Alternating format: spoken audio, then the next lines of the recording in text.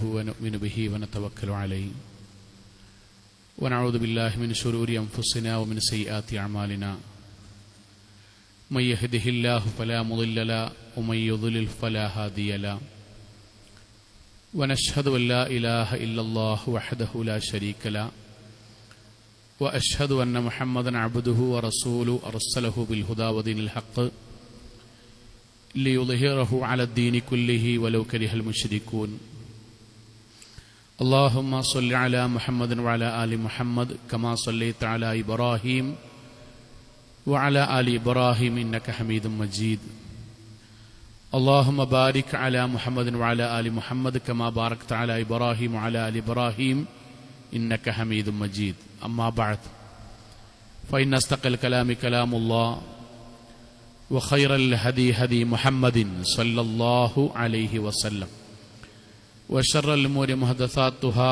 وكل بدعة ضلالة وكل ضلالة في النار أعوذ بالله من الشيطان الرجيم بسم الله الرحمن الرحيم يا أيها الذين آمنوا اتقوا الله حق تقاته ولا تموتن إلا وأنتم مسلمون സ്നേഹാദരണീയരായ സത്യവിശ്വാസികളെ വിശ്വാസിനികളെ, ജീവിതത്തിൻ്റെ എല്ലാ മേഖലകളിലും റഹ്മാനായ അള്ളാഹുവിൻ്റെ വിധിവിലക്കുകൾ കഴിവിൻ്റെ പരമാവധി സൂക്ഷിച്ച് നല്ല ഭക്തരായി ജീവിക്കണം എന്നോടെന്ന പോലെ ഓരോരുത്തരോടും ഉണർത്തുകയാണ്, വസിയത്ത് ചെയ്യുകയാണ്. അള്ളാഹു നമ്മെ എല്ലാവരെയും അനുഗ്രഹിക്കുമാറാകട്ടെ. കഴിഞ്ഞയാഴ്ച നമ്മുടെ മാതാപിതാക്കളോട് നമ്മൾ കാണിക്കേണ്ട ആദരവും ബഹുമാനത്തെക്കുറിച്ചാണ്, അവരോടുള്ള ബാധ്യതയെക്കുറിച്ചാണ് നമ്മൾ സംസാരിച്ചത്. ഈ വിഷയം സംസാരിച്ച് കഴിഞ്ഞാൽ തന്നെ ഒരുപാട് ആളുകൾ വ്യക്തിപരമായും അല്ലാതെയുമായി ഒരുപാട് സംശയങ്ങൾ ചോദിക്കാറുണ്ട്. ആ സംശയങ്ങളിൽ ഏറ്റവും പ്രാധാന്യത്തോടുകൂടി ചോദിക്കുന്നൊരു കാര്യം, പറയുന്നൊരു കാര്യം, ഞങ്ങളുടെ മാതാപിതാക്കൾ ഇന്ന് ജീവിച്ചിരിപ്പില്ല. ആവതുള്ള കാലത്ത് ഇത്തരം ഇസ്ലാമികമായ വിജ്ഞാനങ്ങളോ അറിവോ ഞങ്ങളുടെ മനസ്സിനെ സ്വാധീനിച്ചിരുന്നില്ല, അല്ലെങ്കിൽ ഞങ്ങൾ അത്രമാത്രം ദീനീയമായിരുന്നില്ല. അതുകൊണ്ട് തന്നെ പറയാൻ പാടില്ലാത്തതും ചെയ്യാൻ പാടില്ലാത്തതുമായ കാര്യങ്ങൾ ഒരുപാട് ചെയ്തുപോയി. പൊരുത്തപ്പെടിപ്പിക്കാനോ അവരുടെ തൃപ്തിയോടുകൂടി ജീവിക്കുവാനോ സാധിക്കുകയുമില്ല. അവർ ഈ ദുനിയാവിൽ ബാക്കിയുമില്ല. ഇനി എന്താണ് ചെയ്യുക? സങ്കടത്തോടെയാണ്, ആത്മാർത്ഥമായിട്ടാണ്, പരിഹാരം തേടിയിട്ടാണ് ഒരുപാട് ആളുകൾ ചോദിക്കാറുള്ളത്. ആ വിഷയത്തെക്കുറിച്ചാണ് ഇന്ന് നമ്മൾ സംസാരിക്കുന്നത് ഇൻഷാ അല്ലാഹ്. ഇതിൻ്റെ ഒരു തുടക്കം എന്നുള്ള നിലക്കൊരു കാര്യം, നിലവിൽ മാതാപിതാക്കൾ ജീവിച്ചിരിക്കുന്ന ആൾക്കാരോട് പറയണം. ഞാനടക്കമുള്ള ഓരോരുത്തരും ഈ ഒരു ദുഃഖം എല്ലാവരുടെ മക്കളുടെ മനസ്സിലുണ്ടാവും. കുറച്ച് കഴിഞ്ഞാൽ നമ്മൾ വീട്ടിലേക്ക് അസ്സലാമു അലൈക്കും വറഹ്മത്തുള്ളാഹി എന്ന് പറഞ്ഞ് കയറി വരുമ്പം സലാം അടക്കാൻ അവിടെ ഒരു വാപ്പല്ലാത്തൊരു കാലം വന്നാൽ, നമ്മളൊരു സങ്കടം വന്നിട്ട് വീട്ടിലേക്ക് കയറി വരുമ്പം ഉമ്മാന്റെ കുട്ടിക്ക് എന്താ പറ്റിയെന്ന് ചോദിക്കാൻ ഇമ്മല്ലാത്തൊരു കാലം വന്നാൽ നമ്മൾ ആകാശത്തിന്റെ ഭൂമിന്റെ നടുക്കങ്ങനെ നിൽക്കുന്നുണ്ടാവും. ബാക്കി ആരുണ്ടായാലും ഇവർക്ക് പകരാകൂല, എന്ത് പറഞ്ഞാലും. അപ്പോൾ ഉള്ള കാലത്ത് നമ്മൾ പിന്നീട് സങ്കടപ്പെടാതിരിക്കുവാൻ അവരെ പരമാവധി നമ്മൾ പരിലാളിക്കണം. നമ്മളാൽ ചെയ്യാൻ പറ്റുന്നത് മുഴുവൻ നമ്മൾ ചെയ്യണം. ഭർത്താക്കന്മാരോട്, സ്വന്തം ഭാര്യമാരുടെ ബാപ്പാക്കോ ഉമ്മാക്കോ പ്രയാസം ഉണ്ടാവുമ്പോൾ പോകാൻ അനുവദിക്കുന്ന കരുണുള്ളൊരു മനസ്സ് നമുക്കുണ്ടാകണം. അവനാന്റെ ഉപ്പാനും ഉമ്മാനും അവർ സന്തോഷത്തോടുകൂടി നോക്കണമെങ്കിൽ, അവരുടെ മനസ്സിൽ വെറുപ്പില്ലാതെ നോക്കണമെങ്കിൽ, അവരുടെ വാപ്പാക്കും ഉമ്മാക്കും പ്രയാസം വരുമ്പോൾ സ്വന്തം ബാപ്പിയമ്മയായിട്ട് കാണാനുള്ളൊരു മനസ്സ് പടച്ചോൻ നമുക്ക് നൽകണം. അത് അനുവദിക്കണം. ആത്യന്തികമായി പറഞ്ഞൊരു വാചകം, ലാ യദ്ഖുലുൽ ജന്ന, ഒരിക്കലും സ്വർഗത്ത് പ്രവേശിക്കാൻ കഴിയൂല മൻ അഅഖ വാലിദൈ, വാപ്പാനും ഉമ്മാനും വേദനിപ്പിച്ച് ജീവിക്കണ ഒരാൾ. അള്ളാഹു നമ്മൾക്ക് പാപമോചനവും നമ്മുടെ മാതാപിതാക്കൾക്ക് സ്വർഗവും നൽകി അനുഗ്രഹിക്കുമാറാകട്ടെ. സഹോദരങ്ങളെ, എങ്കിൽ മാതാപിതാക്കൾ മരണപ്പെട്ടു പോയാൽ ഒന്നാകാം, രണ്ടാകാം. അവരോട് നമ്മൾക്ക് എന്തെങ്കിലും കടമകളുണ്ടോ? നമ്മുടെ ജീവിതത്തിൽ നമ്മൾ അറിവില്ലായ്മ മൂലം ചെയ്തു പോയ പാപങ്ങൾ എന്താ ചെയ്യുക? ഒന്നാമത്തേത്, അള്ളാഹിനോട് ആത്മാർത്ഥമായി പശ്ചാത്തപിക്കണം. ചെറിയ തെറ്റല്ല, നമ്മുടെ അറിവുകേട് കൊണ്ടാകാം, അബദ്ധങ്ങൾ കൊണ്ടാകാം, നമ്മൾ ആ സമയത്ത് ദീനിയാകാത്തത് കൊണ്ടാകാം, എന്തായിക്കോട്ടെ.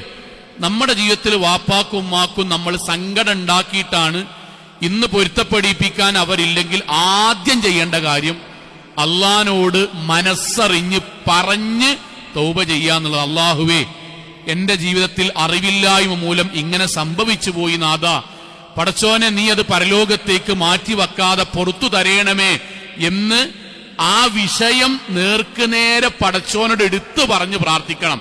എങ്ങനെ പോരാ ദിവസങ്ങളെ സ്തഗ്ഫിറുല്ലാ സ്തഗ്ഫിറുല്ലാ സ്തഗ്ഫിറുല്ലാ എന്ന് ചെല്ലിണിയില് ഞാൻ എന്റെ മനസ്സിൽ ഞാൻ ആ കാര്യം കൂടി ഉദ്ദേശിച്ചിക്കണ് എന്ന് പോരാ. ഞാൻ അള്ളാന്റെ അടുത്ത് പറയണം. വാപ്പാണ്ട് സംസാരിച്ചതിൽ, ഉമ്മാണ്ട് പെരുമാറിയതിൽ, ഞാൻ വർത്താനം പറഞ്ഞതിൽ പടച്ചോനെ എന്റെയൊക്കെ അബദ്ധം പറ്റിയിക്കണ് നാഥ, ഞാനതാ പടച്ചോനെ എല്ലാ തെറ്റുകളും നിന്നോട് ഏറ്റു പറയുന്നു നാഥ, നീ പുറത്തു തരണം, ബാപ്പാനിമ്മാനെ ഞങ്ങൾ സ്വർഗത്തിൽ ഒരുമിച്ച് കൂട്ടണം എന്ന് അള്ളാഹിനോട് ആത്മാർത്ഥമായിട്ട് തൗബ ചെയ്യണം. ഇതാണ് ആദ്യം ചെയ്യേണ്ടത്. പിന്നീട് എന്തെങ്കിലും ബാധ്യത ഉണ്ടോ? പ്രവാചകൻ സല്ലല്ലാഹു അലൈഹി വസല്ലം അടുക്കിലേക്ക് ഒരു സഹാബി വന്നു. എന്നിട്ട് പ്രവാചകന്റെയോട് ഇതേ ചോദ്യം ചോദിച്ചു. നബിയെ, പ്രവാചകനോട് ചോദിക്കാൻ, പ്രവാചകരെ എന്റെ വാപ്പിയമ്മയും മരിച്ചു, എന്റെ വാപ്പിയമ്മയും മരിച്ചു. ഹൽ ബഖിയ മിൻ ബിർരി അബവയ്യ ശൈഉൻ അബർറുഹുമാ ബിഹി ബഅദ മൗതിഹിമാ. എന്റെ വാപ്പിയമ്മയും മരിച്ചുപോയി, ജീവിച്ചിരിക്കുന്ന വാപ്പാണ്ടുമ്മാടുള്ള കടമയൊക്കെ ഞാൻ പരമാവധി നിർവഹിച്ചിട്ടുണ്ട്. മരിച്ചുപോയ വാപ്പാണ്ടുമ്മാടും എന്തെങ്കിലും കടമകൾ ഉണ്ടോ? സഹോദരങ്ങളെ, പ്രവാചകൻ 5 കാര്യങ്ങളാണ് പ്രധാനമായും പറഞ്ഞത്. അല്ലാതെ പറഞ്ഞതുണ്ട് ഇൻഷാ അല്ലാഹ് പിന്നീട് നമുക്ക് പറയാം. പ്രധാനമായും 5 കാര്യങ്ങൾ. ഒന്നാമത്തേത് പ്രവാചകൻ പറഞ്ഞു, അസ്സലാത്തു അലൈഹിമാ, വാപ്പാക്കും ഉമ്മാക്കും വേണ്ടി എന്നും പ്രാർത്ഥിക്കണം. വല്ലിസ്തിഗ്ഫാറു ലഹുമാ, അവർക്ക് വേണ്ടി പാപമോചനം തേടണം.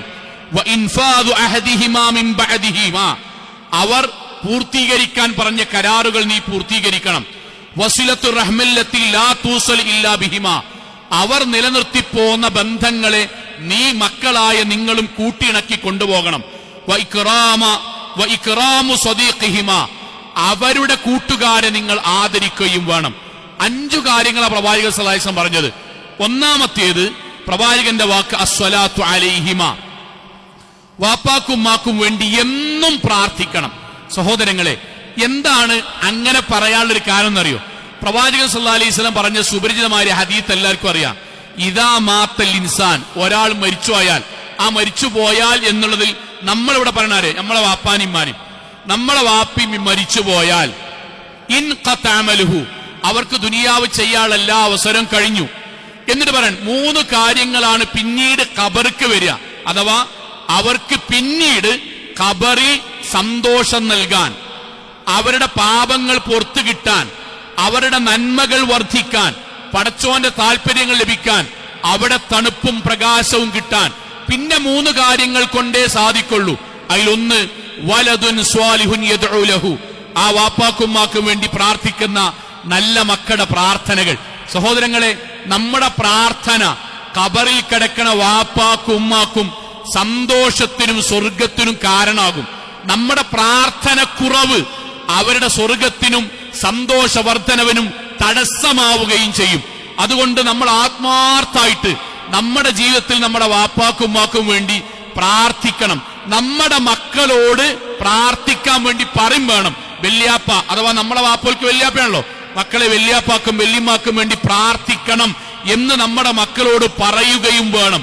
എന്താ പ്രാർത്ഥിക്കേണ്ടത് സഹോദരങ്ങളെ? സ്വർഗം കിട്ടാൻ പ്രാർത്ഥിക്കണം, സ്വർഗം കിട്ടാൻ പ്രാർത്ഥിക്കണം, നരകത്തിൽ നിന്ന് രക്ഷപ്പെടാൻ വേണ്ടി പ്രാർത്ഥിക്കണം, ഖബറിടത്തിൽ വെളിച്ചം കിട്ടാൻ വേണ്ടി പ്രാർത്ഥിക്കണം, പ്രവാചകന്റെ കൂടെ സ്വർഗത്തിൽ എത്താൻ വേണ്ടി പ്രാർത്ഥിക്കണം, പ്രവാചകൻ സല്ലല്ലാഹു അലൈഹി വസല്ലം കയ്യിൽ നിന്ന് ഹൗദുൽ കൗസറിലെ വെള്ളം വാങ്ങി കുടിക്കാൻ തൗഫീഖിന് വേണ്ടി പ്രാർത്ഥിക്കണം, ബാപ്പാക്കും ഉമ്മാക്കും അള്ളാഹുവിന്റെ ഇഷ്ടം കിട്ടാൻ വേണ്ടി പ്രാർത്ഥിക്കണം. അതുകൊണ്ടാണ് കഴിഞ്ഞ ഖുത്ബയിൽ നമ്മൾ പറഞ്ഞത് റബ്ബി റഹംഹുമാ കമാ റബ്ബയാനി സഗീറ, പടച്ചോനിന്റെ വാപ്പാക്കും ഉമ്മാക്കും നീ കരുണ ചെയ്യണമേ എന്ന് നാഥനോട് എന്നും പ്രാർത്ഥിക്കണം. ആ പ്രാർത്ഥന നമ്മുടെ ജീവിതത്തിന്റെ ഭാഗമായിട്ട് വരണം. കാരണം അവർ അങ്ങനെ നോക്കിയതാണ്. ഞാൻ ആവർത്തിച്ചു പറയാൻ, പട്ടിണിയുടെ കാലഘട്ടത്ത് നോക്കിയതാണ്, ശരീരം മുഴുവൻ വിറച്ചു നോക്കിയതാണ്. ആരും സഹായിക്കാനില്ലാത്തപ്പോഴും നമ്മളെ വിദ്യാഭ്യാസം നൽകി ജോലിയിലേക്ക് എത്തിച്ച് നമ്മൾക്ക് വേണ്ടി ചീത്ത കൊണ്ട്, നമ്മൾക്ക് വേണ്ടി അപമാനിതനായി, നമ്മൾക്ക് വേണ്ടി ഉറക്കമൊഴിച്ച് ജീവിച്ചവരാണ്. അവർക്ക് വേണ്ടി ഒരു ദിവസം 1 മിനിറ്റെങ്കിലും ഇത് പ്രാർത്ഥിക്കാൻ എത്ര ടൈമാ വേണ്ടി? എന്റെ വാപ്പാക്കും ഉമ്മാക്കും അല്ലാഹുവേ കബടം വിശാലമാക്കണേ എന്നത് മുതൽ സ്വർഗം നൽകണമേ എന്നുള്ള മുഴുവൻ കാര്യങ്ങളും പ്രാർത്ഥിക്കാൻ സഹോദരങ്ങൾ ആകെ 1 മിനിറ്റാ വേണ്ടി. ആ 1 മിനിറ്റ് അവനാന്റെ ജീവിതത്തിൽ ബാപ്പാക്കും ഉമ്മാക്കും വേണ്ടി നമ്മൾ ചെലവഴിക്കണം. ആ കൂട്ടത്തിലൊരു കാര്യം പ്രധാനമായിട്ടും പറയാൻ, അതെന്താണ്? മക്കളോട് പറയാൻ. മക്കളെ, ഞാനടക്കമുള്ള മുഴുവൻ മക്കളോട് പറയാൻ, നമ്മളെ വാപ്പാക്കും ഉമ്മാക്കും വേണ്ടിയുള്ള പ്രാർത്ഥനയിൽ ഏറ്റവും പ്രധാനം എന്താ അറിയോ? വാപ്പിമി മരിച്ചാൽ അപ്പോൾ നടത്തേണ്ട പ്രാർത്ഥനയാണ് മയ്യത്ത് നിസ്കാരം. ഈ ജീവിതത്തിൽ നമ്മൾ പഠിക്കേണ്ട ഏറ്റവും വലിയ അറിവുകളിൽ ഒന്നെന്താ അറിയോ? MBBS പഠിക്കുന്ന കുട്ടിനോട് പറയാൻ, MBA പഠിക്കുന്ന ചാർട്ടേഡ് അക്കൗണ്ടിങ് പഠിക്കുന്ന കുട്ടിനോട് പറയാൻ, +2 10 എത്രങ്ങാനും നമുക്ക് പഠിക്കാണ്ട്. പക്ഷെ നമ്മുടെ വാപ്പാക്കും ഉമ്മാക്കും വേണ്ടി 4 തക്ബീറുകൾക്കിടയിൽ 4 പ്രാർത്ഥനയുള്ളൂ. 2 നമുക്ക് കാണാപ്പാടാണ്. ഒന്ന് ഫാത്തിഹാണ്, മറ്റൊന്ന് പ്രവാചകന്റെ പേരിലെ സ്വലാത്താണ്. ബാക്കി അവസാനത്തെ ആകെ 1.5 വരിയുള്ളൂ. പിന്നെ മൂന്നാമത്തത് ആകെ 1 പാരഗ്രാഫ് ഉണ്ടാവും. ആ പാരഗ്രാഫ് പഠിക്കാൻ 10, 25, 30 വയസ്സായിട്ട് നമുക്ക് പറ്റൂലെങ്കിൽ നമുക്ക് വാപ്പാടും മാടി ഇഷ്ടല്ല എന്നാണ് അർത്ഥം. നിങ്ങൾ ആലോചിച്ച് നോക്കൂ, ഞാൻ മരിച്ചാൽ എന്റെ ജീവിതത്തിൽ ഏറ്റവും വലിയ ആഗ്രഹം എന്താ? എന്നെ മണ്ണിലേക്ക് ഇറക്കി വെക്കണതിന്റെ മുന്നിൽ എന്റെ കുട്ടിന്റെ മുന്നിൽ വന്നിട്ട് പടച്ചോനോട് എനിക്ക് വേണ്ടി പ്രാർത്ഥിക്കണല്ലേ. നമ്മളെ വാപ്പാരൊക്കെ അത് ആഗ്രഹിക്കുന്നുണ്ടാവൂലേ? പള്ളിക്കത്ത് ഉസ്താദാണ് ഇമാം നിൽക്കേണ്ടി ആണോ കൂട്ടരെ? ആരും ഇല്ലെങ്കിലാ പള്ളിക്കത്ത് ഉസ്താദ് നിൽക്കേണ്ടിയത് അല്ലേ? ഹൃദയത്തിന്ന് പ്രാർത്ഥന വരണമെങ്കിൽ നമ്മളെ വാപ്പാനെ നെഞ്ചകത്ത് കൊണ്ടുവന്ന്, നമ്മളെ ഉമ്മച്ചിനെ നെഞ്ചകത്ത് കൊണ്ടുവന്ന് ബാപ്പാൻ ഇമ്മാനി കണ്ണാലെ കണ്ട് ഹൃദയത്തിൽ ചേർത്ത് പടച്ചോനോട് അല്ലാഹുമ്മ ഗഫിർ ലഹു വറഹംഹു എന്ന് പ്രാർത്ഥിക്കുമ്പം അതിന് പടച്ചോൻ നൽകുന്ന ഉത്തരാണ് അവിടെ പാപമോചനവും അവിടെ സ്വർഗവും.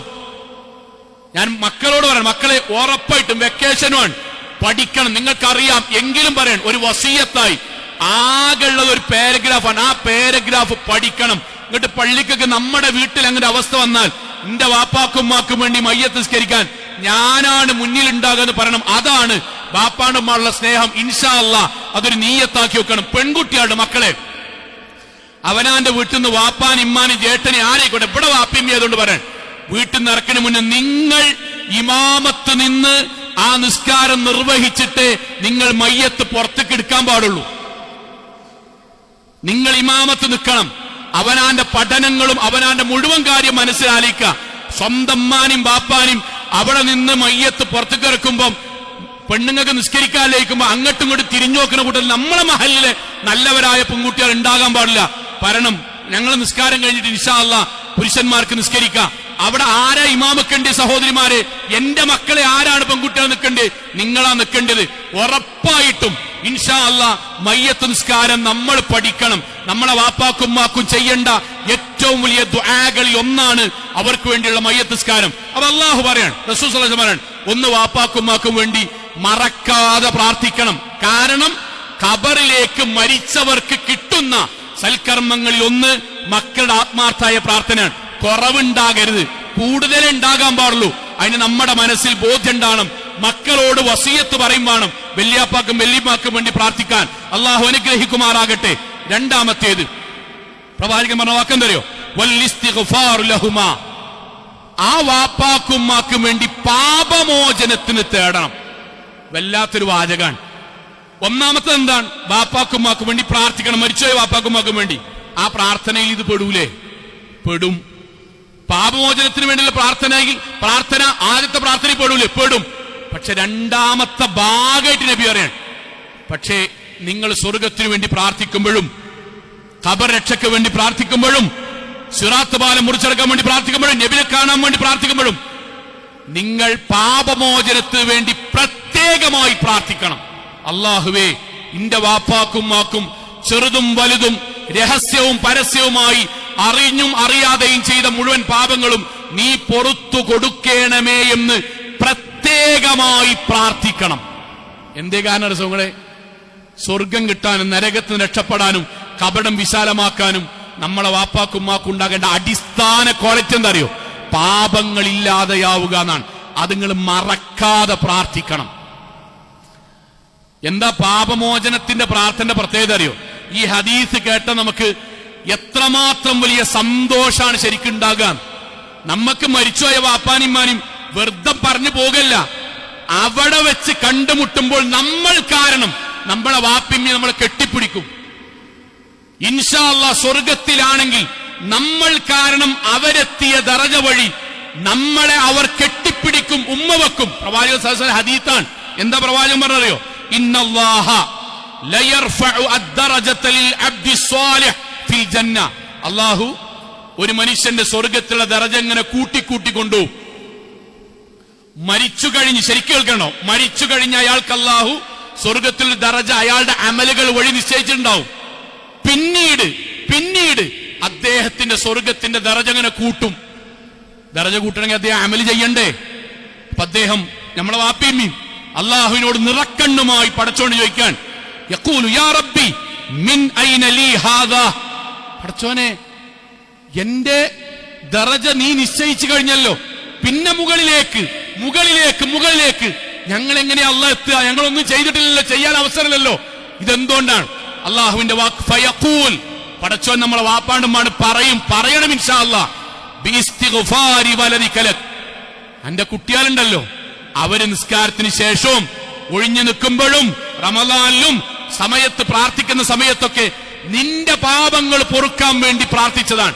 നിന്റെ മക്കളുടെ പാപമോചനം വഴി നിനക്ക് സ്വർഗത്തിന്റെ ദറജ ഉയർത്തപ്പെടും. നമ്മളെ നമ്മുടെ വീട്ടിൽ നിന്നോ നമ്മുടെ യാത്രയിൽ നിന്നോ നമ്മുടെ പള്ളിക്കെന്നോ നമ്മൾ എവിടുന്നെങ്കിലും നമ്മുടെ വാപ്പാക്കുമ്മാക്കും അല്ലാഹുവേ പുറത്തു കൊടുക്കണമേ എന്ന് പ്രാർത്ഥിക്കുമ്പം നമ്മുടെ വാപ്പാന്റെയും ഉമ്മാന്റെയും സ്വർഗത്തിന്റെ ദറജയാണ് വർദ്ധിക്കുന്നത്. നിങ്ങൾ നാളെ പരലോകത്ത് നിന്ന് ആലോചിച്ച് നോക്കി, നമ്മൾ കണ്ടുമുട്ടുകയാണെങ്കിൽ നമ്മുടെ വാപ്പിമ്മയും നമ്മൾ അണച്ചു ചേർത്ത് പിടിച്ച് ഉമ്മ തന്ന്, കുട്ടിയെ എന്റെ പ്രാർത്ഥന കൊണ്ടാണ് കേട്ടോ ഞാൻ ഇത്രയും വലിയ ദറജയ്ക്ക് എത്തിയത് എന്ന് നമ്മളോട് സന്തോഷ വാർത്ത പറയുന്ന മഹനീയമായ അനുഭവം അള്ളാഹു തൗഫീഖ് നൽകുമാറാകട്ടെ. നമ്മളെ പ്രാർത്ഥിക്കണം, പാപമോചനം പ്രത്യേകിച്ച് പ്രാർത്ഥിക്കണം. നമ്മുടെ മക്കളോട് ഞാൻ പ്രത്യേകിച്ച് പറയണേ, നമ്മുടെ ഈ ദുആക്ക് ഉത്തരം കിട്ടുന്ന പ്രധാനപ്പെട്ട സമയമല്ലേ, ആ സമയത്ത് നമ്മൾക്ക് ബാപ്പാക്കും ഉമ്മാക്കും വേണ്ടി പറഞ്ഞു. ഞാനൊരു ഖത്തീബ് എനിക്കറിയാം, അദ്ദേഹം ഒന്നാമത്തെ ഖുത്ബ കഴിഞ്ഞ് രണ്ടാമത്തെ ഖുത്ബന്റെ ഇടയ്ക്കിൽ ഒരു 10 സെക്കൻഡ് ഇരുത്തല്ലേ, ആ സെക്കൻഡിൽ പരിശുദ്ധ ഖുർആനിൽ അമ്പിയാക്കന്മാർ പ്രാർത്ഥിച്ച ഒരു പ്രാർത്ഥന അദ്ദേഹം സ്ഥിരം പ്രാർത്ഥിക്കുക, റബ്ബി ഗഫിർലി വലിവാലിദൈ, അല്ലാഹുവേ എനിക്കും എന്റെ മാതാപിതാക്കൾക്കും നീ പാപങ്ങൾ പൊറുത്തു കൊടുത്തു തരണമേ. ഞാൻ അപ്പൊ അദ്ദേഹത്തോട് ചോദിച്ചു, നിങ്ങൾ എന്തേ ആ പ്രാർത്ഥന എന്നെ പ്രാർത്ഥിക്കണേ? അദ്ദേഹം പറഞ്ഞ വാചകം എന്താ അറിയോ? അള്ളാഹുവിന്റെ പ്രവാചകൻ ലോകത്ത് ഏറ്റവും കൂടുതൽ ഉത്തരം കിട്ടുന്ന സമയങ്ങൾ ഒന്നെണ്ണിയത് 2 ജുമഅയുടെ 2 ഖുത്ബക്കിടയിലുള്ള ചെറിയ സമയമാണ്. ആ സമയം എനിക്കും എന്റെ വാപ്പാക്കും ഉമ്മാക്കും സ്വർഗം കിട്ടാനും പാപങ്ങൾ പൊറുക്കാനും വേണ്ടിയാണ് ഞാൻ തേടുന്നത്. അതാണ് മക്കൾ എന്ന് പറയുന്നത്. നമ്മൾ നമ്മുടെ വാപ്പാന്റെ ഉമ്മാന്റെ പ്രാർത്ഥനയ്ക്ക് പ്രയോറിറ്റി കൊടുക്കണം.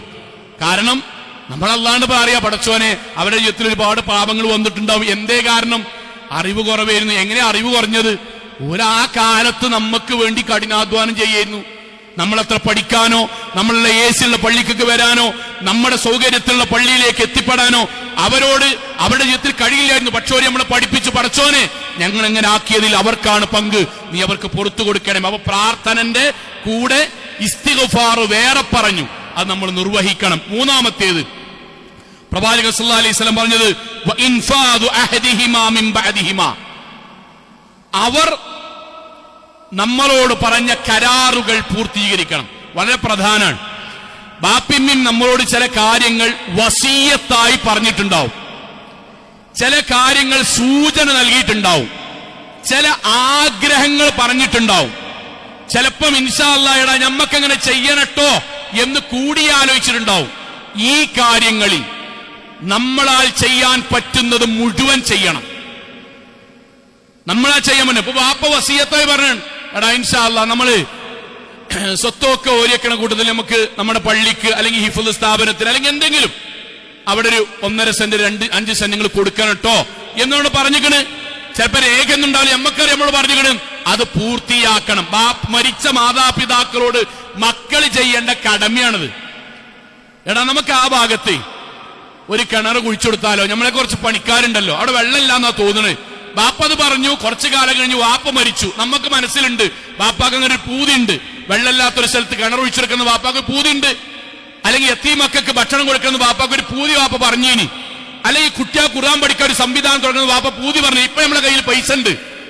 ആ ദൗത്യം നമുക്ക് പൂർത്തീകരിച്ചു കൊടുക്കാൻ കഴിയണം. ചിലപ്പോ കുടുംബത്തിലെ വളരെ പ്രധാനപ്പെട്ട ആരും നോക്കാത്ത ചില മനുഷ്യന്മാരുണ്ടാവും. ഇപ്പൊ ബാപ്പ ഇങ്ങനെ നമ്മളോട് പറയാൻ, മൂത്ത കുട്ടി, ഇളയ കുട്ടി, പെൺകുട്ടി, ആൺകുട്ടി ആരെക്കോട്ടെ, നമ്മളൊന്ന് പറയാൻ, എടാ നമുക്ക് നമ്മളെ കാലം കഴിഞ്ഞാലും ഓലെ കാര്യം നോക്കണം, ഓർക്ക് ആരും ഇല്ലട്ടോ, എടാ ഈ നോക്കാനട്ടടാ എന്ന് നമ്മൾ പറയുമ്പം ഇതൊന്നും എവിടെയെങ്കിലും ഒരു ആധാരത്തിൽ എഴുതിയ എഗ്രിമെന്റ് ഒന്നും ഉണ്ടാവില്ല. പക്ഷെ നമ്മക്കറിയാം ബാപ്പ എളാമാന്റെ കുട്ടി അവർ അംഗവൈകല്യമുള്ള കുട്ടികളാണ്, ആരും ഇല്ലാത്തവരാണ്. എല്ലാ പ്രാവശ്യവും സ്കൂൾ തുറക്കാൻ നേരത്ത് വാപ്പ അവിടേക്ക് പോയാണ്ട് ബുക്കും സ്ലേറ്റും പെൻസിലും ഓർക്ക് വാങ്ങിക്കൊടുക്കലുണ്ട്. അതെനിക്കറിയുമെങ്കിൽ സഹോദരങ്ങളെ, വാപ്പാക്ക് അങ്ങനെ ഒരു പൂതി ഉണ്ടെങ്കിൽ, ഉമ്മാക്ക് അങ്ങനെ ഒരു പൂതി ഉണ്ടെങ്കിൽ അത് പൂർത്തീകരിക്കാൻ നമ്മൾ ശ്രമിക്കണം. ഇവിടെ എന്താ സംഭവിക്കാറിയോ, ബാക്കി എല്ലാത്തിനും നമുക്ക് ഓർമ്മ ഉണ്ടാവട്ടെ. ഈ വിഷയത്തിൽ വരുമ്പം കാണാം ആരെങ്കിലും വന്നിട്ട്, വാടാ വാപ്പ അവിടുത്തെ ഒരു കുട്ടിക്ക് ഒരു 1.5 സെന്റ്, ബാപ്പാക്ക് അവസാന കാലത്ത് അല്ലെങ്കിൽ ഒരു അൾസിമേഴ്സ് വന്നിക്കണ്. അവസാന ടൈമിൽ ഇമ്മാക്ക് ഒരു അത്തം പിത്തം വർത്താനേനി. ഇമ്മാക്ക് അവസാന സമയത്തിൽ അന്തല്ലാത്ത വർത്താനം ഇടക്കിടക്ക് പറയും. എന്നാ പറഞ്ഞതിന്റെ ഇടക്ക് അവനാന്റെ കുട്ടി കിട്ടേണ്ട 5 സെന്റ് പറഞ്ഞിട്ടുണ്ടാവും. ആ സമയത്ത് ഇമ്മാക്ക് പ്രത്യേകിച്ച് അന്തം ഉണ്ടാവും ചെയ്യും. ഇത് കപടതയാണ്. അത് ചെയ്യരുത് സമയം. ബാപ്പാണ്ടും മണിയുടെ ക്രൂരതയാണ്. പ്രവാചകൻ സല്ലല്ലാഹു അലൈഹി വസല്ലമേ പരിശുദ്ധ ഖുർആൻ ഉദ്ധരിച്ചിട്ടാ പറഞ്ഞു, വല്ലദീനഹും ലി അമാനാതിഹിം വഅഹദിഹിം റാഊൻ. അവർ നമ്മളെ പറ്റി പറയാൻ, ബാപ്പിമ്മയായിട്ട് ആരാകട്ടെ, അവർ പറഞ്ഞ കരാറ് പൂർത്തീകരിക്കുന്നവരാണ്. കടം വീട്ടാനുള്ളത് വീട്ടണം. ബാപ്പിമ്മയും പറഞ്ഞ നീയത്തുകൾ നമ്മളെ കൊണ്ട് പാലിക്കാൻ പറ്റുന്നത് അത്രയും പാലിക്കണം. നമ്മളാൽ കഴിയുന്ന വിധം നമ്മൾ പാലിക്കണം. പ്രവാചകന്റെ അടുക്കലേക്ക് ഏതുവരെ നമ്മളെ വാപ്പിമ്മയും എന്തെങ്കിലും ഇബാദത്ത് നേർച്ച നേർന്നിട്ടുണ്ടെങ്കിൽ, പ്രവാചകന്റെ അടുക്കലേക്ക് ഒരു സഹാബി വനിത വന്നു. ഇന്ന ഉമ്മി നദർതു അൻ തഹുജ്ജ. നബിയെ, എന്റെ ഉമ്മ ഇക്കൊല്ല ഹജ്ജിന് പോണം നേർച്ച നേർന്നിരുന്നു. പക്ഷേ ഫലം തഹുജ്ജ ഹത്താ മാതത്. പക്ഷേ ഹജ്ജ് ചെയ്യുന്നതിന് മുന്നേ ഉമ്മ മരിച്ചുപോയി. ഉമ്മക്ക് നേർച്ച ഉണ്ടായിരുന്നു. അഫഹജ്ജ അൻഹ, ഞാന് ആ ഹജ്ജ് പൂർത്തീകരിക്കണോ? മകളായി ഞാൻ പൂർത്തീകരിക്കണോ? മകനായി ഞാൻ പൂർത്തീകരിക്കണം? ഉമ്മാന്റെ ആഗ്രഹമുണ്ട്, ഞങ്ങളുടെ കയ്യിൽ പൈസ ഉണ്ട്, ഞങ്ങൾ ഹജ്ജ് ചെയ്തോലാണ്. ഉമ്മ അങ്ങനെ നേർച്ച നേർന്ന് ഇപ്രാവശ്യം ഹജ്ജിന് പോകണമെന്നുള്ളത്. പ്രവാചകന്റെ വാക്കെന്താ പറയുക, നഅം ഹുജ്ജി അൻഹ, ഉമ്മാക്ക് വേണ്ടി നേർച്ച നേർന്ന ഹജ്ജ് നീ നിർവഹിച്ചോ. എന്നിട്ട് പ്രവാചകന്റെ വാക്കെന്താ അറിയോ? പ്രവാചകൻ സല്ലല്ലാഹു അലൈഹി വസല്ലമ ആ സഹാബിയോട് ചോദിച്ച വാക്ക്, അള്ളാഹുവിനോടുള്ള കരാറുകൾ നീ പൂർത്തീകരിക്കുന്നത് ഉമ്മയോടുള്ള കരാറുകൾ പൂർത്തീകരിക്കുക വഴിയാണ്. ഇതേപോലെയാണ് മറ്റൊരു സഹാബി എന്നിട്ട് ചോദിച്ചത്, നബിയെ, എന്റെ അമ്മ 1 മാസം നോമ്പ് നോൽക്കാൻ വേണ്ടി നേർച്ച നേർന്നിരുന്നു. ആവർത്തിക്കട്ടോ, നേർച്ച നേർന്ന് നോമ്പ പറയണ്, ഞാനത് പൂർത്തീകരിക്കണമോ? പ്രവാചകൻ പറഞ്ഞു, പൂർത്തീകരിക്കണം. കാരണം ബാപ്പാന്റെ ഇമ്പാന്റെ കരാറാണ്, അത് പൂർത്തീകരിക്കണം. അത് നമ്മുടെ ജീവിതത്തിന്റെ ഏറ്റവും പ്രധാനപ്പെട്ട ഒരു ഭാഗമാണ്, അത് മറക്കരുത്. ഞാനിതിന് ഉമ്മമാരായ പെൺകുട്ടിയോട് പറയാൻ, ഉമ്മമാരെ, സഹോദരിമാരെ, ഇതിൽ നിങ്ങളും പങ്കാളിയാണ്. ഞാൻ എന്തിനങ്ങനെ ബോധപൂർവം പറഞ്ഞറിയോ? അവനാന്റെ വാപ്പാന്റെ ഇമ്മാന്റെയും കാര്യത്തിൽ എന്തെങ്കിലും വസീയത്തോതുണ്ടെങ്കിൽ, എന്തെങ്കിലും ദൗത്യ പൂർത്തീകരിക്കണമെന്നുണ്ടെങ്കിൽ, പ്രവാചകന്റെ അടുക്കിലേക്ക് വന്നതിൽ ഒന്ന് സഹാബി വനിതയാണ്, മറ്റൊന്ന് സഹാബിയാണ്. അതേ ദൗത്യം നിങ്ങൾക്കുണ്ടാണ്. നിങ്ങള് അതൊക്കെ ആൺകുട്ടിയാള് ചെയ്യേണ്ടതാണ് എന്ന് പറഞ്ഞ് ഒഴിവാകേണ്ടോരല്ല. ഇവിടെ വരുമ്പോഴോ, ഇവിടെ ഇക്കാക്കാന്റെ വാപ്പാന്റെ ഇമ്മാന്റെ വിഷയം വരുമ്പോ നിങ്ങൾ പറയും, അത് നിങ്ങളെ വാപ്പിമ്മയല്ലേ, അത് ഞാനായിട്ട് ബന്ധമല്ല. അവിടുന്ന് എന്ത് പറയും, ഇന്നെ കെട്ടിച്ച് അങ്ങോട്ട് പറഞ്ഞയച്ചല്ലേ, എനിക്ക് അവിടെയും ബന്ധമല്ല. അങ്ങനെ നിങ്ങൾ ആകരുത്. നമ്മളെ വാപ്പാന്റെ ഇമ്മാന്റെ കാര്യത്തിൽ നിങ്ങൾ വിളിച്ചു ചോദിക്കണം. നിങ്ങൾക്ക് ധാരണ ഉണ്ടാകണം. ഏതെങ്കിലും ഒരാളെ നോക്കാനോ, അവർക്ക് എന്തെങ്കിലും സഹായം ചെയ്യാനോ, എന്തെങ്കിലും വസീയത്ത് കൊടുക്കാനോ ബാപ്പിമ്മയും പറഞ്ഞിട്ടുണ്ടോ, അത് പൂർത്തീകരിക്കാൻ നമ്മൾക്ക് കഴിയണം. 3-ാമത്തെ കാര്യം, 4 വസിലത്തുർ റഹ്മില്ലത്തി ലാ തൂസൽ ഇല്ലാ ബിഹിമാ. വാപ്പിമ്മയും വിളക്കി ചേർത്ത് കൊണ്ടുവന്ന ബന്ധങ്ങളെ മക്കളായ നമ്മളും വിളക്കി ചേർത്തി കൊണ്ടുവരണം. നിങ്ങളെ കഴിഞ്ഞ ഖുത്ബയിലെ നമ്മുടെ ഒരു കാര്യം ഖുത്ബന്റെ തുടക്കത്ത് പറഞ്ഞ ഓർമ്മയുണ്ടോ? വലിയ തെറ്റ് ചെയ്ത ഒരു സഹാബി നബിനോട് വന്നിട്ട് ചോദിച്ച്, നബിയെ, ഞാൻ വലിയ തെറ്റ് ചെയ്തു, എനിക്ക് അള്ളാഹു തൗബ ചെയ്തു തരുമോ? അതിലെന്താ പ്രവാചകൻ ചോദിച്ച്? ഉമ്മ ജീവിച്ചിരിപ്പുണ്ടോ? ഇല്ല എന്ന് പറഞ്ഞപ്പോ അടുത്ത ചോദ്യം എന്താണ്? ഉമ്മാന്റെ ഏട്ടത്തിയും അനിയത്തിയും ജീവിച്ചിരിപ്പുണ്ടോ? ഉണ്ട്. എങ്കിൽ അവർക്ക് പുണ്യം ചെയ്താലും പാപമോചനം കിട്ടും. ഇതാണ് ഈ പറഞ്ഞ വിഷയം. ബാപ്പിമ്മി മരിച്ചാലേ വാപ്പാന്റെ ഏട്ടന്മാരി അനിയന്മാരി ഇമ്മാന്റെ കുടുംബക്കാരും ആ പദവിയിലേക്ക് എത്തിക്കാൻ അവരുമായിട്ട് നമുക്ക് ബന്ധമുണ്ടാകണം. ചിലപ്പോ അകന്ന ചില കുടുംബം ഉണ്ടാവും, നമ്മളധികം പോലെ ഉണ്ടാവില്ല. ബാപ്പാന്റെ എളാമാന്റെ കുട്ടിന് അങ്ങനെയൊക്കെ ഉണ്ടാവും. നമുക്കറിയാം മഞ്ചേരി ഭാഗത്തായിരിക്കും, എളയൂര് ഭാഗത്തായിരിക്കും, കോഴിക്കോട് ഭാഗത്തായിരിക്കും. ബാപ്പര് കൊല്ലത്തിലൊരിക്കൽ പോണ്ടാവും. അതുകൊണ്ട് നമ്മളെ മനസ്സിൽ ഓർമ്മ ഉണ്ടെങ്കിൽ ബാപ്പ പോയ പോലെ കൊല്ലത്തിലൊരിക്കലെങ്കിലും നമ്മളും കുടുംബവും പോയി, ചേട്ടനും മക്കളും കുടുംബവും പോയിട്ട് ആ ബന്ധം വിളക്കി ചേർക്കുക എന്നത് മതപരമായി അവരോട് ചെയ്യേണ്ട പുണ്യാണ്, ബാധ്യതയാണ്. ജീവിച്ചിരിക്കുന്ന മക്കൾ ചെയ്യേണ്ട ദൗത്യാണ്. അഞ്ചാമത്തെ കാര്യം കൂടി പറയാൻ പ്രവാചകൻ പറഞ്ഞ വാക്ക് ബാപ്പാന്റെ ഇമ്മാന്റെ കൂട്ടുകാരെ നിങ്ങൾ ആദരിക്കണം. ആ വാചകം മറക്കരുത് കേട്ടോ.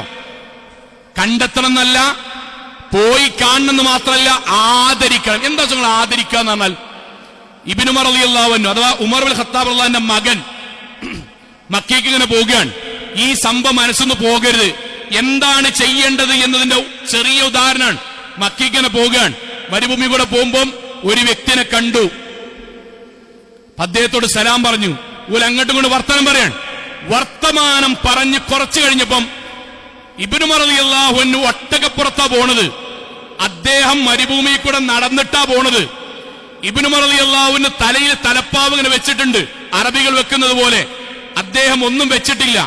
ഇബ്നു ഉമർ റളിയല്ലാഹു അൻഹു കുറച്ചു നേരം വർത്തമാനം പറഞ്ഞതിന് ശേഷം ഒട്ടകപ്പുറത്തുനിന്ന് ഇറങ്ങി.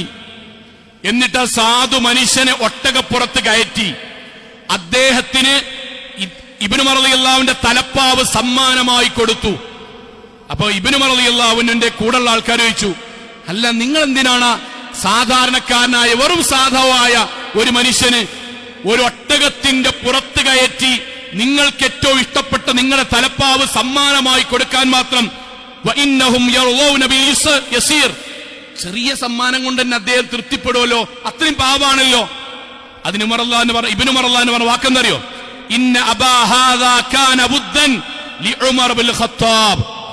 ഇദ്ദേഹത്തിന്റെ ഉപ്പയും എന്റെ ഉപ്പയും തമ്മിൽ വലിയ ചങ്ങാതിമാരാണ് എന്നെനിക്ക് സംസാരിച്ചപ്പോൾ മനസ്സിലായി. എന്റെ പാപ്പ ഉമർ ഇബ്നുൽ ഖത്താബ് റളിയല്ലാഹുവിന്റെ സംസാരത്തിൽ ഞാൻ ഇടക്ക് അദ്ദേഹത്തിന്റെ ഉപ്പാനെ പറ്റി കേൾക്കാറുണ്ടായിരുന്നു. വാപ്പാന്റെ ചങ്ങായി അല്ലത്, വാപ്പാന്റെ ചങ്ങായിയുടെ മകനാണത്. ഒട്ടകപ്പുറത്ത് കയറ്റി സമ്മാനം കൊടുത്ത് ആദരിച്ചു. എന്നിട്ടാണ് ഇബ്നു ഉമർ റളിയല്ലാഹു അൻഹു പറഞ്ഞ വാക്ക് നമ്മുടെ മനസ്സിലുണ്ടാണ് കേട്ടോ. മൻ അഹബ്ബ അൻ യുസല്ലി അൻ അബീഹി ഫീ ഖബരിഹി.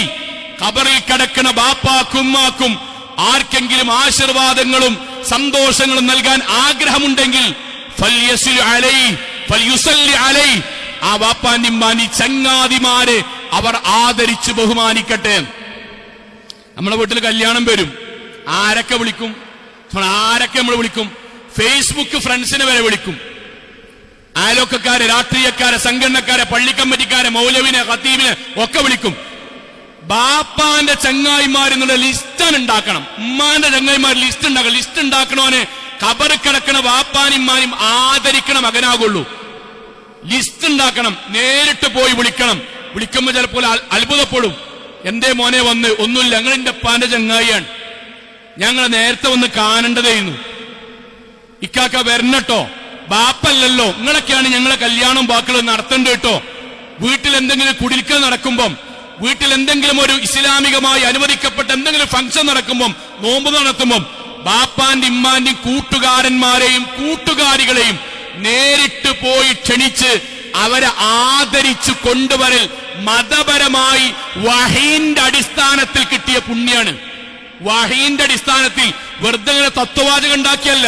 നമ്മളെ വാപ്പാനും ഇമ്മാന്റെയും കൂട്ടുകാർ എന്തുകൊണ്ടാണ് പറഞ്ഞറിയോ?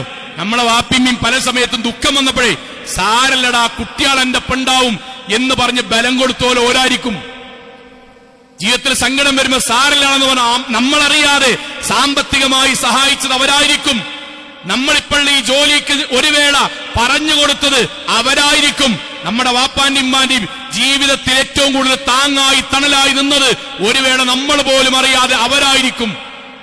ആ ബാപ്പാനിമാനെ ആദരിക്കുന്നതിന്റെ ഭാഗമാണ് അവരുടെ കൂട്ടുകാരെ നമ്മൾ ആദരിക്കുക. 5 കാര്യം: 1, അവർക്ക് വേണ്ടി പ്രാർത്ഥിക്കണം. 2, പാപമോചന പ്രാർത്ഥന മറക്കാതെ ചെയ്യണം. 3, അവർ പറഞ്ഞ കരാറുകൾ പൂർത്തീകരിക്കണം.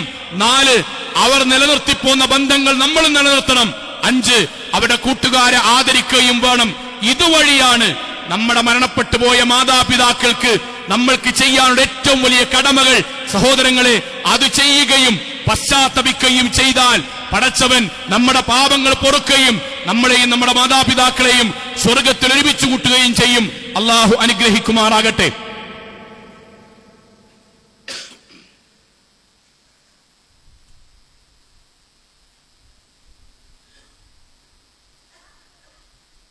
അൽഹംദുലില്ലാഹ് വസ്സലാത്തു വസ്സലാമു അലാ റസൂലില്ലാഹി വഅലാ ആലിഹി വസഹ്ബിഹി അജ്മഈൻ. അമ്മാ ബഅദ്. തഖുല്ലാഹി ഇബാദല്ലാഹ്. ഒരിക്കൽ കൂടി അള്ളാഹുവിനെ സൂക്ഷിച്ചുകൊണ്ട് ജീവിക്കണം എന്ന് എന്നോടെന്ന പോലെ ഓരോരുത്തരോടും ഉണർത്തുകയാണ്. സഹോദരങ്ങളെ, നമ്മുടെ നാട് വലിയൊരു പ്രയാസത്തിലൂടെയാണ് ഇപ്പോൾ കടന്നു പോകുന്നത്. നമ്മുടെ നാട് മുഴുവൻ,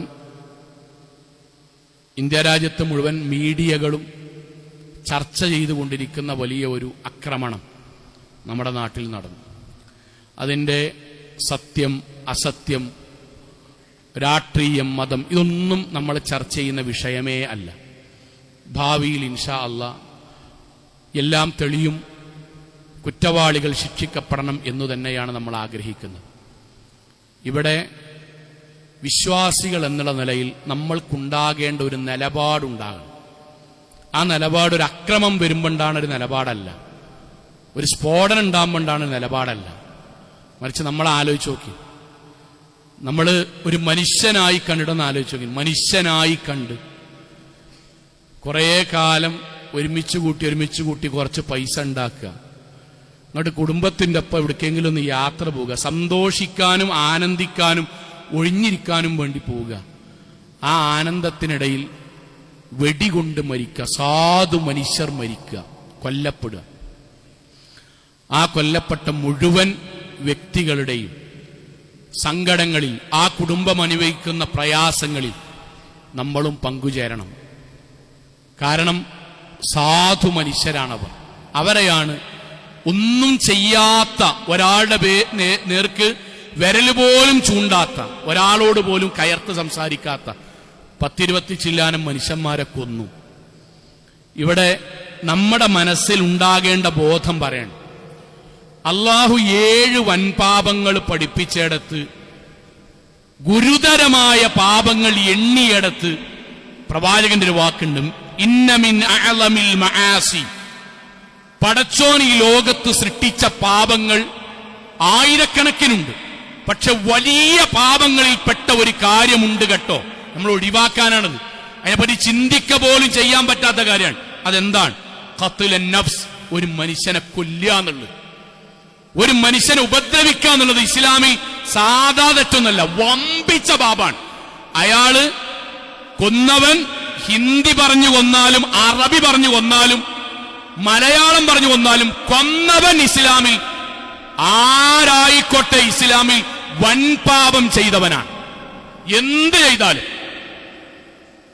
നിരായുധരായ പാവപ്പെട്ട മനുഷ്യരെ വെടിവെച്ച് കൊന്നവൻ ആരാകട്ടെ, അവൻ ഏത് ദൈവത്തിന്റെ പേര് പറഞ്ഞാലും, ഗ്രന്ഥത്തിന്റെ പേര് പറഞ്ഞാലും, ഏത് മുദ്രാവാക്യം വിളിച്ചാലും ഇല്ലെങ്കിലും, അതിന്റെ ഭാഷയോ ശൈലിയോ വ്യക്തിയോ മതമോ അല്ല പ്രശ്നം. അത് ഇസ്ലാം എന്ന മതത്തിൽ ലോകത്തെ വൻപാപങ്ങളിൽ ഒന്നാണ്. ചെയ്യാൻ പാടില്ല. മനസ്സുകൊണ്ട് പോലും, എന്നാലും എന്നുപോലും ചിന്തിക്കാൻ പാടില്ല. ഇനി അങ്ങനെ ഒരാൾ കൊന്നാൽ അതിന്റെ വിധി മതത്തിൽ എന്താണ്? നമ്മൾ ഏതെങ്കിലും മനുഷ്യൻ അകാരണമായി ഏതെങ്കിലും ഒരു മനുഷ്യനെ കൊന്നാൽ, ഖുർആന്റെ ആയത്താണ്, ഖുർആനിന്റെ ആയത്ത്, ഫകഅന്നമാ ഖതലന്നാസ ജമീഅ. ഇന്ന് ലോകത്ത് ജീവിച്ചിരിക്കുന്ന 800 ചില്ലാനം കോടി മനുഷ്യരെ കൊന്നതിന്റെ കുറ്റാണ് പരലോകത്ത് കിട്ടുക. ഇങ്ങനെ പറഞ്ഞൊരു വേദഗ്രന്ഥം ഏതാണ്? ഇങ്ങനെ പറഞ്ഞ ഒരു ആദർശം ഏതാണ്? ഒരാളെ കൊന്നവന് അവനെ അവന്റെ കുടുംബത്തിന് അനാഥാക്കിന്റെ കുറ്റല്ല ഉണ്ടാകുക. പിന്നെയോ ലോകത്തുനിന്ന് ജീവിച്ചിരിക്കുന്ന കോടിക്കണക്കിന് മനുഷ്യരെ കൊന്നവന്റെ കുറ്റമാണ് പരലോകത്തുണ്ടാകുക. ഇതാണ് ദീൻ, ഇതാണ് മതം. എന്നിട്ട് പരിശുദ്ധ ഖുർആനിന്റെ നിർദ്ദേശമുണ്ട്. എന്ത്? വലാ തുഫ്സിദൂ ഫിൽ അർളി ബഅദ ഇസ്ലാഹിഹാ. ശാന്തമായി പോകുന്ന ഒരു പ്രദേശത്ത് നിങ്ങളുടെ വാക്കുകൊണ്ട്, നിങ്ങളുടെ പെരുമാറ്റം കൊണ്ട്, നിങ്ങളുടെ ശബ്ദകോലാഹലം കൊണ്ട്, നിങ്ങളുണ്ടാക്കിയ സംഘം കൊണ്ട് പ്രശ്നമുണ്ടാക്കുന്ന ഒരു നാടാക്കി, ഒരു പ്രദേശമാക്കി, ഒരു സ്ഥലമാക്കി നിങ്ങളതിനെ മാറ്റരുത്. ഖുർആന്റെ ആയത്താണ്. ആര് ചെയ്തോട്ടെ കൂട്ടരെ, മതത്തിന്റെ കാര്യം പറയാൻ, മതത്തിന്റെ കാര്യം. ഒരു സ്ഥലത്ത് നമ്മൾ കാരണം ഒരു ഫിത്തനയോ ഫസാദോ ഉണ്ടാകാൻ പാടില്ല. അങ്ങോട്ട് ഖുർആനിന്റെ ആയത്ത് ഒന്നുകൂടി പറയാൻ, തിൽക്കദ്ദാറുൽ ആഖിറ, സ്വർഗത്തെ പറ്റി പറയാൻ, അതാകുന്ന വിശ്വാസികളെ സ്വർഗം. അടുത്ത വാക്കെന്താ അറിയോ? നജ്അലുഹാ, സ്വർഗം ഉണ്ടാക്കിയ പടച്ചവൻ അതിനെ തയ്യാറാക്കി. ലില്ലദീന ലാ യുരീദൂന ഉലൂവൻ ഫിൽ അർളി വലാ ഫസാദ. ഒരു നാട്ടിൽ, ഒരു പ്രദേശത്ത് അഹംഭാവവും ഫിത്തനയും ഫസാദും ഉണ്ടാക്കുന്ന ആളുകളല്ലാത്തവർക്കേ സ്വർഗം ഉണ്ടാകുള്ളൂ. സ്വർഗത്തിൽ ഒരിക്കലും പ്രവേശിക്കാത്തവർ ഒരു നാട്ടിൽ കലാപമുണ്ടാക്കിയവരാണ്, ഒരു നാട്ടിൽ പ്രശ്നമുണ്ടാക്കിയവരാണ്, ഒരു നാട്ടിൽ വെടിയുതിർത്തവരാണ്, ആ നാട്ടിൽ കൊല ചെയ്ത ആളുകളാണ്. സഹോദരങ്ങളെ, അതുകൊണ്ട് മരണപ്പെട്ടു പോയ മുഴുവൻ മനുഷ്യരുടെയും സങ്കടത്തിൽ നമ്മൾ പങ്കാളികളാകണം. അവിടെ ഖൈറിന് വേണ്ടി നമ്മൾ പ്രാർത്ഥിക്കണം. അതോടൊപ്പം മനസ്സിന്റെ ഒരു ലാഞ്ചന പോലും ഒരു മനുഷ്യനെ കൊന്നതിൽ മതം തിരിച്ച്, ജാതി തിരിച്ച്, ഭാഷ തിരിച്ച് വ്യത്യാസമുണ്ടാകാൻ പാടില്ല. ഒരു മനുഷ്യനെ കൊന്നാൽ ലോകത്തുള്ള മുഴുവൻ മനുഷ്യനെയും കൊന്ന പോലെയാണ്.